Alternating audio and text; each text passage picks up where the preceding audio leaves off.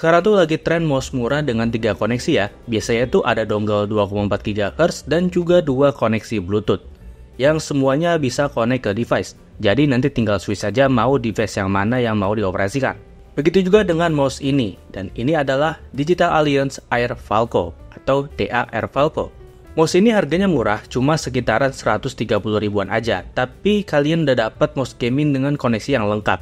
Dan gimana dengan kualitasnya? Mari kita bahas. Dari kotaknya, kita tuh dikasih mouse-nya, kartu garansi sekaligus buku manual, dan juga kabel USB-C. Menurut gua, buku manual yang sekaligus buku garansi ini tuh rasanya kurang lengkap ya, terutama di bagian buku manualnya nih. Nanti kita akan bahas kenapa di bagian pengalaman pakai. Lanjut ke desain. Menurut gua ini desainnya udah enak, shape ambidex ini emang cocok dipakai buat ngegame sih, karena ya emang nyaman gitu. Biasanya, tombol DPI ini tuh ada di bagian dekat scroll wheel. Tapi ini di sini nggak ada cuy, adanya LED baterai nih, dan button DPI ini ternyata ada di bagian bawahnya. Button ini juga punya fungsi lain untuk switch koneksi Bluetooth 1 ke 2 atau sebaliknya. Di sampingnya juga ada button on off sekaligus switch button untuk Bluetooth dan juga dongle. Kemudian ada optical sensor S201C yang kalau gue lihat di internet itu dia termasuk low power wireless mouse sensor. Serta ada tempat untuk nyimpen dongle yang juga ada penutupnya. Ada juga 3 mouse fit yang ternyata lumayan gede dan juga enak. Saat ini tersedia warna hitam dan juga putih, dan ada logo yang lumayan gede di bagian belakang sini. Sejujurnya gue kurang suka kalau logonya gede banget sih, ini termasuk gede soalnya. Coba kalau dibikin kecil kayaknya makin oke karena kelihatan minimalis jadinya. Tapi ini kembali ke selera masing-masing ya, gue suka yang simple-simple aja soalnya. Total berat mouse ini juga sekitar 80 gram, yang mana ini tuh masih sedikit berat untuk ukuran mouse gaming ya. Untuk spek udah lumayan lah secara harga. Ada 3 koneksi, terdiri dari 1 dongle dan juga 2 Bluetooth. DPI-nya berkisar dari 800, 1600, dan 3200. Switch yang dipakai yaitu Huano yang punya lifespan sebanyak 5 juta klik, baterai 500 mAh, sensor S201C yang hemat daya, polling rate di 250 Hz di dongle 2,4 GHz dan 125 Hz di Bluetooth-nya. Oke, sekarang ke pengalaman pemakaian selama beberapa minggu. Mouse ini emang agak lebih berat sekitar 10 gram sampai 20 gram dibandingkan mouse gaming lain yang biasanya itu cuma sekitaran 70 atau 60 gram ke bawah. Tapi oke lah, masih enak dioperasikan juga buat main game. Karena nggak ada softwarenya, kita mesti atur DPI-nya lewat button, dan disinilah alasan yang berhubungan sama buku manual tadi. Gua awalnya bingung kok nggak ada tombol DPI-nya. Setelah nanya sama pihak Digital Alliance, baru tahu deh kalau misalnya button DPI itu ada di bawah yang ini loh, yang nyatu sama button ganti koneksi. Dan kalau kita klik aja, dia itu bakal ganti DPI-nya. Dan hal ini tuh justru nggak ada di buku manual, dan sayang banget sih. Gue sebagai pengguna pun bingung ya. Kedepannya mungkin hal ini tuh bisa dimasukkan ke dalam buku manual ya.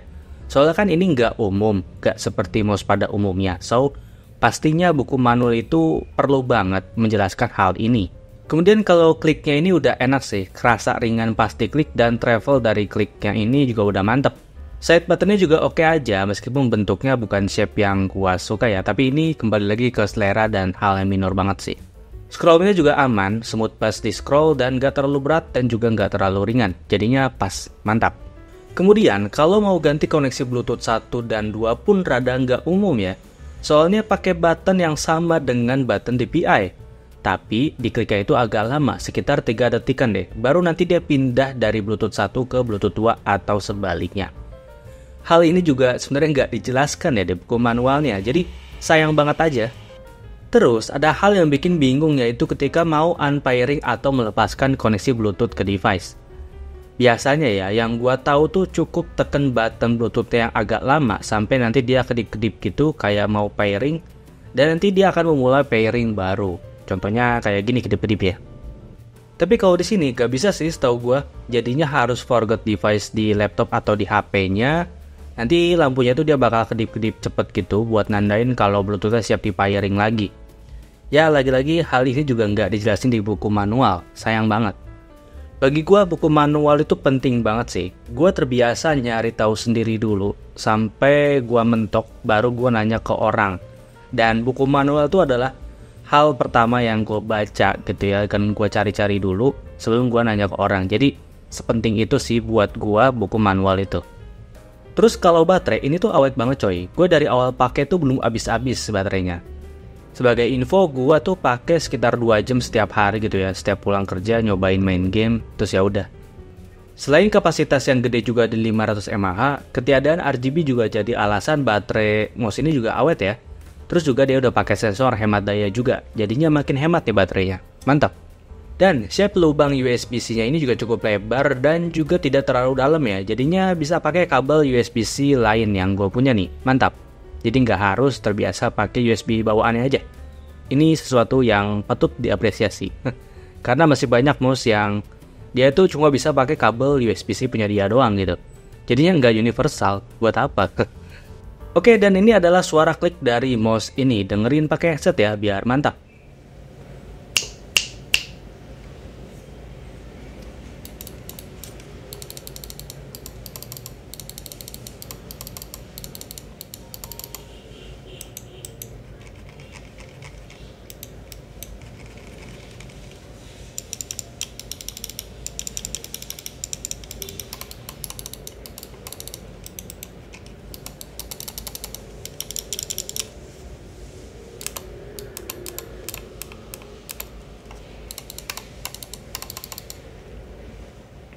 Kesimpulan, ini tuh mouse 100 ribuan yang udah lumayan lah ya, serba ada dan lengkap. Tapi, kekurangan yang paling kerasa itu ada di button DPI yang sekaligus jadi button switch koneksi Bluetooth.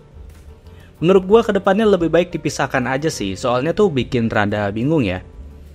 Atau tolong dijelaskan di buku manualnya tentang ini, soalnya memang nggak umum juga kan mouse punya fitur ini. Jadinya lebih mantep kalau ada penjelasan di buku manualnya. Sisanya aman jaya, bagus banget buat harga yang dikasih, tinggal dilengkapin aja biar semakin mantap. Menurut gua kalau dikasih harga 200 ribuan pun masih oke sih, asal dilengkapi aja kekurangan yang tadi. Oke, segitu aja review gua pakai mouse ini selama kurang lebih 2 mingguan kali ya. Kesan gua bagus banget buat mouse ini, tapi ada catatan aja yang perlu diberesin. Sekian review Digital Alliance Air Falco. Apa pendapat kalian tentang mouse ini? Silahkan tulis pendapat kalian di kolom komentar ya. Thank you buat Digital Alliance yang udah kasih kita coba mouse gaming baru mereka. Gua tungguin barang-barang mantap lainnya. Gua yang pamit dan bye.